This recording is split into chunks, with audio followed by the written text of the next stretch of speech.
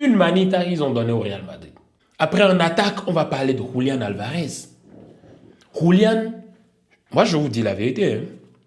Après le départ de Messi de la sélection nationale, je suis très sûr que Scaloni il va confier les clés de la sélection à Julián Alvarez.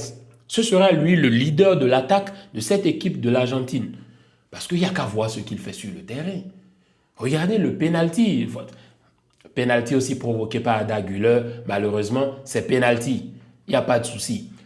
Transformé de façon parfaite par Julián Alvarez qui marque son but. Qu'est-ce qui se passe après? Il y a un coup franc.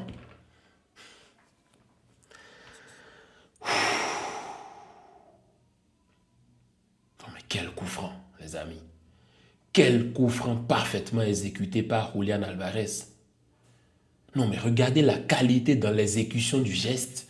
Regardez la manière dont il caresse la balle pour aller la faire loger dans le camp.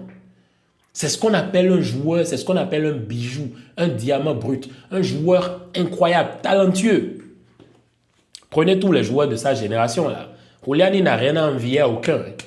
Absolument. D'abord qu'il a déjà tout gagné. La seule chose qui lui manque, c'est le ballon d'or. Sinon, en termes de titre collectif, il a déjà absolument tout gagné. Et actuellement, c'est lui le leader aussi de l'attaque de cette équipe d'Atlético Madrid. Parce que vous avez un Griezmann qui est vieillissant. Griezmann qui entre aussi et qui marque son but. Des changements tactiques. Aujourd'hui, le Cholo, tout lui a réussi, même les changements.